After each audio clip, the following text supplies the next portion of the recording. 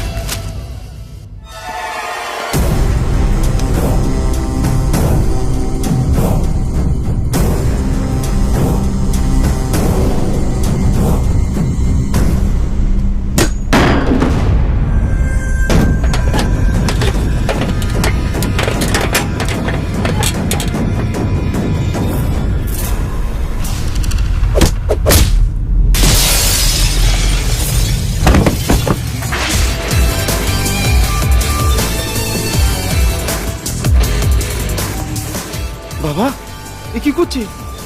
এ কে? এত জেনে হবেটা কি? খবরের কাগজ পড়, জেনে জেনে জানোয়ার হবে।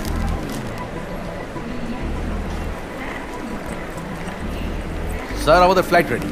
ফ্লাইট? না না, আমরা ট্রেনে যাব। দুজনে ফ্লাইটের টিকিটের দাম কত বলো তো? ফ্লাইটের টিকিটের দামে কি হবে ম্যাডাম? ওনার তো নিজেরই ফ্লাইট আছে। নিজের ফ্লাইট? আচ্ছা, দীপ ড্রাইভার তো। এত কিছু দেখার পরও যদি আপনি বুঝতে না পারেন, তাহলে আমার কিছু বলার নেই ম্যাডাম।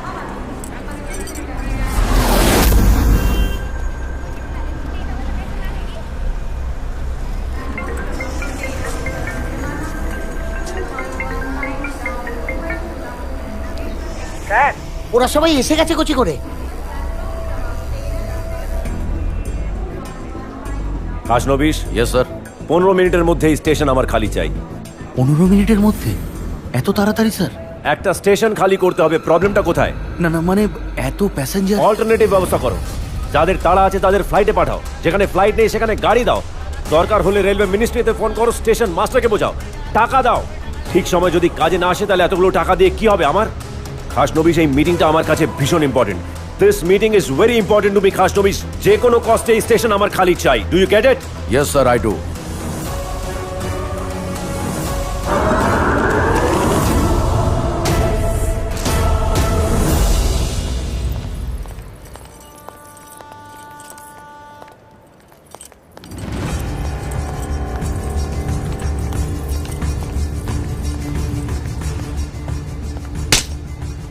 বেঈমান, আমার খেয়ে আমার পরে আমাকেই পেছন থেকে ছুরি মারছিস।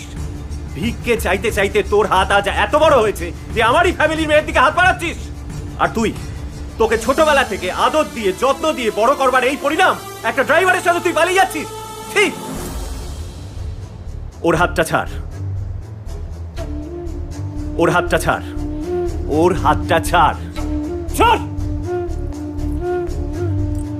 ভালো করে দেখুন স্যার, হাতটা আমি ধরিনি।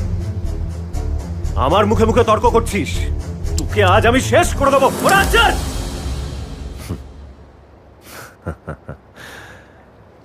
বাহ, আজ আপনি জানতে চাইছেন যে আপনার পরিবারের মেয়ে একজন ড্রাইভারের সঙ্গে কি করে বিয়ে করতে যাচ্ছে।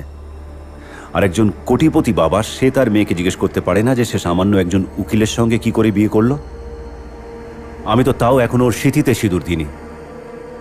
আপনি তো সিঁথিতে সিঁদুর দিয়ে মালা বদল করে বিয়ে করে ওনার সামনে গিয়ে দাঁড়িয়েছিলেন, তাই না? আজ আপনার পরিবারের মেয়ে এত বড় একটা ভুল করেছে যে ও যাকে ভালোবাসে আপনি তার উপরেই বন্দুক তুলে দাঁড়িয়ে আছেন। আপনার ভদ্রতা সভ্যতা সব মুখোশ খসে পড়ে গেছে, এটা ঠিক।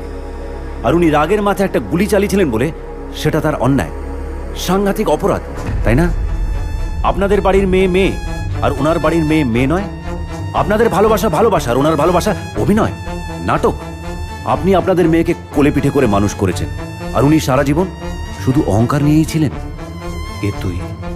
এত কথা তুই কোত্থেকে জানলি? কে তুই? যে বয়স্ক মানুষটা 25 বছর ধরে নিজের একটা ভুলের প্রায়শ্চিত্ত করতে করতে আজ মৃত্যুর সঙ্গে লড়াই করছে, সেই অশোক দেব বর্মনের নাতি আমি। আজ আপনাদের সমস্ত পরিবার যার সিদ্ধান্তের উপরে কোনো কথা বলতে পারে না, সেই মধুজা ব্যানার্জির ভাইপো আমি, আদিত্য দেব বর্মন।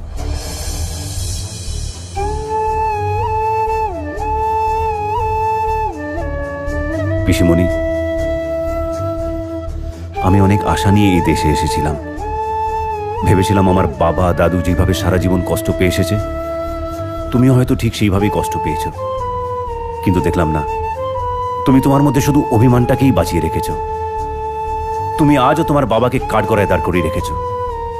একবারও ভাবলে না যে এত কিছু হওয়ার পরেও সেই মানুষটা কি করে বেঁচে আছে।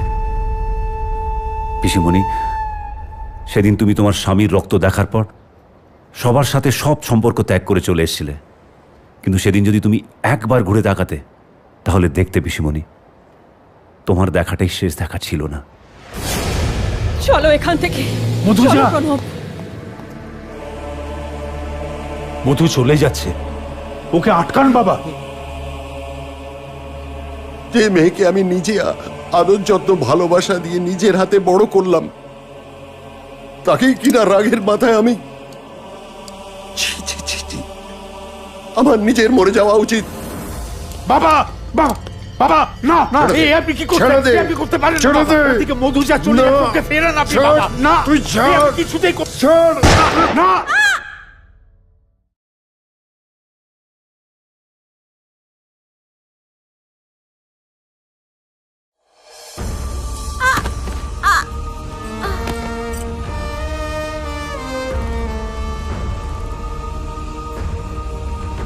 মা, মা, মা, মা, মা, কথা বলো মা, কথা বলো, কথা বলো মা।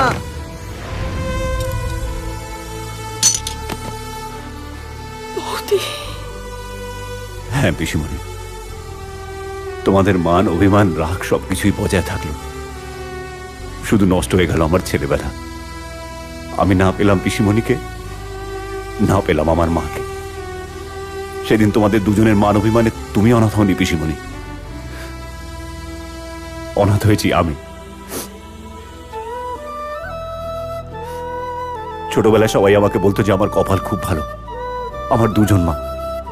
অথচ দেখো, দুঃখ পেলে কষ্ট পেলে আমি আমার একজন মাকেও পেলাম না। নিজের সঙ্গে লড়াই করতে করতেই আমার ছোটবেলা কেটে গেল। কোথায়? সেদিন তো আমি অভিমান করিনি পিসিমণি। সেদিন যদি আমি ভাবতাম যে সে সবকিছুর জন্য তুমি দায়ী, তাহলে আজ এই রিভলভারটা আমার হাতে থাকতো আর উল্টো দিকে দাঁড়িয়ে থাকতে তোমরা দুজন। পিসিমণি, তুমি তো শিখিয়েছিলে যে ভালোবাসা দিয়ে সবকিছু জয় করা যায়। তোমার সে কথা আমি আজও ভুলিনি বলেই আমার অসুস্থ দাদুকে ছেড়ে এসে তোমাদের এখানে ড্রাইভারের কাজ করেছি। ভালোবাসা দিয়ে তোমাদের মন জেতার চেষ্টা করেছি। পিসিমণি, আমি দিশানিকে খুব খুব ভালোবাসি। আমি চাইলে ওকে বিয়ে করতে পারতাম, কিন্তু না। আমি চেয়েছিলাম তোমাদেরকে 25 বছর আগের সেই জায়গায় দাঁড় করিয়ে রাখতে। আজ তুমি নিজেকে দাদুর জায়গায় দাঁড় করিয়ে দেখো। সেদিন যদি উনি অন্যায় করে থাকেন, তাহলে আজ তোমরা যেটা করছো সেটাও অন্যায়।